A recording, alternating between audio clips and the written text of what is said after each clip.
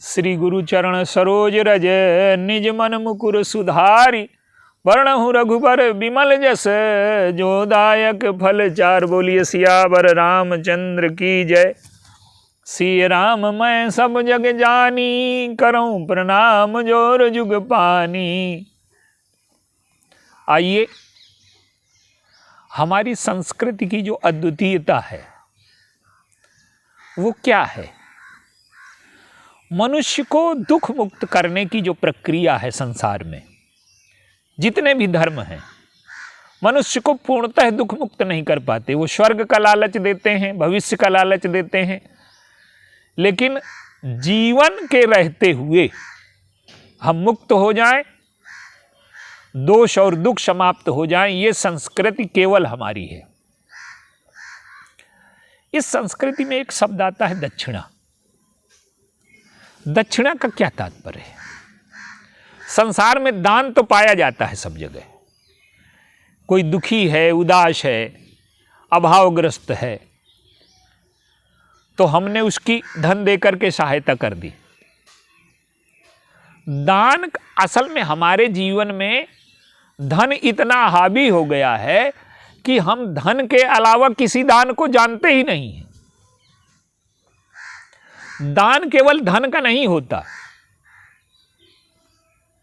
हमारे पास ज्ञान है, शक्ति है, ज्ञान का दान कर दें, ये भी दान है। हमारे पास शक्ति है, किसी की रक्षा में लगा दें, ये भी दान है।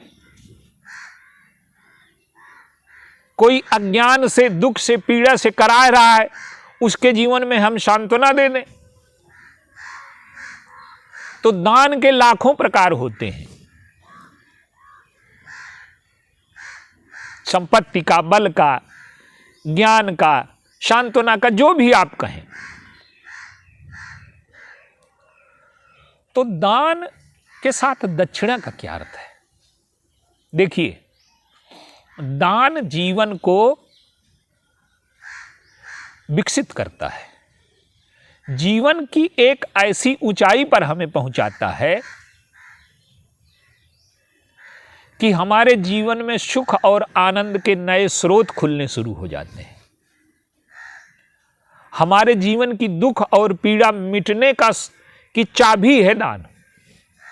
दान एक ऐसी चाबी है जिससे हम जीवन की ऊंची कक्षाओं में पहुंच जाते हैं।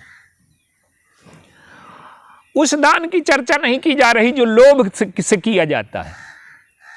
एक व्यक्ति दान कर रहा है, मंदिर बनवा रहा है, लेकिन वो सोचता है कि स्वर्ग मिलेगा इसके बदले में हमें। वो व्यापार कर रहा है, वो दान नहीं दे रहा। वो इन्वेस्टमेंट कर रहा है, यहां पूंजी लगा रहा है कि भविष्य में उसे स्वर्ग मिलेगा। तो जिस दान में लालच है, जिस दान में स्वार्थ है, वो दान नहीं है। दान का अर्थ है देने की क्षमता। एक दृष्टांत से आप इसे देखें। एक कुआं है, कुएं का पानी रोज निकाला जाता है, रोज खर्च किया जाता है, तो वो ताजा बना रहता है। और अगर हम कुएं में ताला लगा दें, किसी को भरने दें न दें कि जब समय आएगा तो ये कुएं का पानी हमारे काम आएगा, अगर उसे आप ताला लगा दें, किसी को न भरने दें, तो वो ताजा न रह जाएगा, वो जहरीला हो जाएगा, पीने लायक न रह जाएगा। तो मनुष्य जब संग्रह करता है तो संग्रह से उसके जीवन में क्या होता है कि उसका जीवन जीने लायक नहीं रह जाता। वो जैसे जल सड़ जाता है, वैसे मनुष्य का जीवन सड़ जाता है। जीवन में यहां जो कुछ मिला है हमें, अगर वो लोग पकड़े रहते तो हमें मिलता क्या? हमें तो प्रवाह में मिला है। यहां आप देखिए, हमारा जीवन प्रवाह का एक भाग है। वृक्ष में फल लग रहे हैं, उसकी जड़ों में नदियां पानी दे रही हैं, वायु, सूर्य, सब जो फल लग रहा है वो हमारे लिए है। सूरज निकल रहा है, हमारे लिए है। हमारे जीवन में वही फल हमारी रक्त में जब बहेगा, वो फल जब हम खाएंगे तो हमारे जीवन की शक्ति बनेगा, वो हमारा जीवन बनेगा। तो सारी प्रकृति हमारे जीवन को बनाने में लगी है, प्रवाह है। और हम क्या करते हैं कि हम समझते हैं कि हम प्रकृति से अलग हैं और हम सारी चीजों के प्रवाह को रोक करके खड़े हो गए। तो जो प्रवाह को रोक देता है सृष्टि के, जैसे कुएं के पानी के प्रवाह को आप रोक देंगे तो कुआं सड़ जाएगा, वैसे हमने क्या किया है कि लेना सीख गए हैं, देना हमने बंद कर दिया है। तो हमारे जीवन में जो दुख इकट्ठा हुए हैं वो देने की कला भूल जाने की वजह से हुआ है। तो जब हमारे अंदर दान की क्षमता आ जाए, दान की क्षमता का क्या तात्पर्य है कि एक व्यक्ति पीड़ा से कराह रहा है, हम उसके पास गए, हमारे पास पैसे नहीं हैं, उसके सिर में हमने हाथ फेरा, भैया कैसी है तबीयत, तो उसके जीवन में सांत्वना मिली, संतोष मिला कि हमारा कोई है, हमारा कोई अपना है। तो उसको जो ये हमने संतोष दिया, उसका दुख कम नहीं हुआ, लेकिन उतनी देर उसकी पीड़ा कम हो गई कि हमारे साथ कोई है। तो ये जो उसके जीवन में आनंद आया, हम आनंद का दान दें, ज्ञान का दान दें, अपनी सेवा का दान दें लोगों को। हम कुछ नहीं कर सकते, किसी की मदद कर दें, सहायता कर दें। तो जो देने का भाव है, आज क्या हुआ है कि मनुष्य के जीवन में देने का भाव समाप्त हो गया है। आज दो प्रकार के भिखारी हैं, एक छोटे भिखारी हैं, एक बड़े भिखारी हैं। जिसके पास कम है वो चाहता है कि 1 लाख हो जाए तो हम प्रसन्न हो जाएंगे, और जिसके पास 100 खरब हैं वो सोचता है कि और हो जाए, तो कटोरा दोनों लिए हैं। आज मनुष्य के जीवन की सबसे बड़ी विडंबना ये है कि उसके जीवन में चाहे सुख हो, चाहे आनंद हो, चाहे धन हो, चाहे सम्मान हो, चाहे सेवा हो, वो लेना सब चाहता है। लोग हमारी सेवा करें, लोग हमारा सम्मान करें, हमारे सुख का ध्यान रखें, हमारी भावना का ध्यान रखें, हमारे आनंद का ध्यान रखें। सारा केंद्र मैं बन जाऊं सृष्टि का, और मैं किसी को कुछ न दूं। तो ये जो भाव है, ये दान का भाव ही नहीं है। तो आज 2 प्रकार के गरीब हैं, एक अरबपति भिखारी है, एक गरीब भिखारी है। भिखारी सब हैं। मनुष्यता आज भिखारीपन से ग्रस्त हो गई है। तो जीवन की सबसे पहली उपलब्धि है कि हम ये समझें कि ये जो सृष्टि की सारी वस्तुएं हैं, ये प्रवाह में, ईश्वर को आप माने न माने, लेकिन जो कुछ आपको मिला है किसी का है कि नहीं है। तो आप प्रवाह में बाधा न बने और दान देने की क्षमता अपने अंदर विकसित करें। तो पहला लक्षण है दान देने की क्षमता, और दूसरा लक्षण है दान देने की कला। हम देना जानते हैं कि नहीं जानते? लोग अधिकांश देते तो हैं, पर देने की कला उनको नहीं आती। किसी की मदद करेंगे तो कहेंगे कि तुम्हारी हमारी मदद किए दे रहे हैं और हमारे एहसान को न भूल जाना, मेरे ऊपर समय पड़े तो ध्यान रखना। तो उसको दे करके भी हम उसकी हत्या कर रहे हैं, उसके सम्मान को ठेस पहुंचा रहे हैं। देने के बाद भी हम उसको जहर बना रहे हैं, और उससे तो कहते हैं कि तुम्हारी मदद की थी, उसके पुत्रों से भी कहते हैं कि तुम्हारे बाप की हमने मदद की थी। तो दे करके हम उसको गुलाम बनाना चाहते हैं। तो देते भी हैं तो हमें देने की कला नहीं आती। एक तो देने की क्षमता नहीं है, और दूसरा देने की कला नहीं है। देने वाले ने जब तक लेने वाले को बड़ा नहीं बनाया, तब तक उसके जीवन में कला विकसित नहीं हुई। भगवान राम जिसको भी देते हैं पहले उसको बड़ा बनाते हैं। आप देखिए, विभीषण तो शरणार्थी हैं, लात मार करके निकाले गए हैं, कुछ है क्या उनके पास? लेकिन आए, कहु लंकेश सहित परिवारा, कुशल कुठार बास तुम्हारा। लंकेश बना दिया उसको। तो पहले बड़ा बनाया फिर दिया। भगवान केवट के पास गए तो कहते हैं कि तुम्हारी नाव के बिना मेरा काम न चलेगा। पहले मांगा, मांग करके बड़ा बनाया, बाद में अंगूठी दे रहे हैं। तो केवट कहता है कि नहीं महाराज,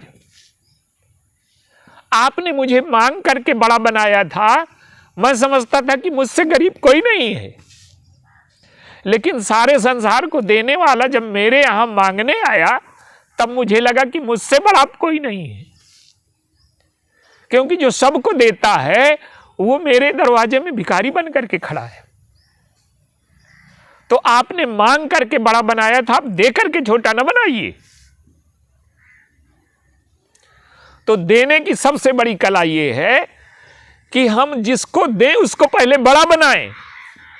हमारे शास्त्रों में नियम है, हमारे व्यवहार में भी नियम है कि लड़की पक्ष देने वाला है, लेकिन लड़का पक्ष लेने वाला है तो उसके चरण छूता है लड़की पक्ष। क्यों? कि हमें दान का अहंकार ना हो जाए, तो पहले हम लेने वाले को बड़ा बनाते हैं तब देते हैं। एक ब्राह्मण है, दीन है, धन की दृष्टि से कमजोर है, हमारे पुरोहित हैं, आते हैं तो पहले हम उनके चरण छूते हैं, उनको पहले सम्मान दे करके बड़ा बनाते हैं, बाद में दान देते हैं।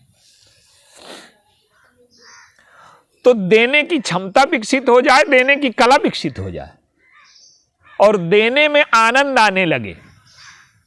जैसे आप अपने पुत्र को कुछ देते हैं तो आपको आनंद आता है, आप अपनी पत्नी को कुछ देते हैं तो आपको आनंद आने लगता है। तो जब देने में आनंद आता है तो ये जीवन में ये हमारी श्रेष्ठ उपलब्धि। अब आप देखिए, ये सारी चीजें, देने की कला, देने की क्षमता और देने का आनंद जब मनुष्य में ये विकसित हो जाते हैं तो एक चीज उसे और समझ में आती है। क्या? कि लेने वाले ने अगर लिया न होता तो मेरे जीवन की जो ऊंची कक्षाएं आने वाली हैं, आनंद का रस का स्रोत खुलने वाला है, वो स्रोत रुक जाएगा। तो इसने ले करके हमारे जीवन के सुखों का स्रोत खोल दिया। जैसे कुएं का उदाहरण है कि कुएं के स्रोत देने से ही खुलते हैं। इसी प्रकार से मनुष्य के जीवन में सुख शांति के जो स्रोत हैं वो देने से खुलते हैं। तो इसने लेना स्वीकार कर लिया, इसलिए हम इसके ऋणी हो गए, कृतज्ञ हो गए। और जब ऋणी और कृतज्ञ हो गए तो फिर हम बाद में फिर देते हैं। वो जो दोबारा देना है वो दक्षिणा है। क्यों? कि इसने जीवन के प्रवाह को सुचारू कर दिया, हमारे जीवन में सुख आनंद के स्रोत खोल दिए इसने। तो जो स्रोत खोले, इसलिए हम इसके कृतज्ञ हैं, ऋणी हैं। और ये केवल भारतीय संस्कृति में है, दक्षिणा की परिभाषा कहीं नहीं है। वो जो हरिश्चंद्र बिके, राज्य तो सब दे दिया उन्होंने।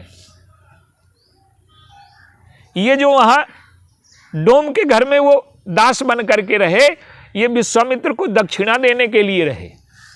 वो दान नहीं है, दान तो सब दे दिया उन्होंने, राज्य तो पूरा दे दिया, लेकिन ये दक्षिणा की महिमा है।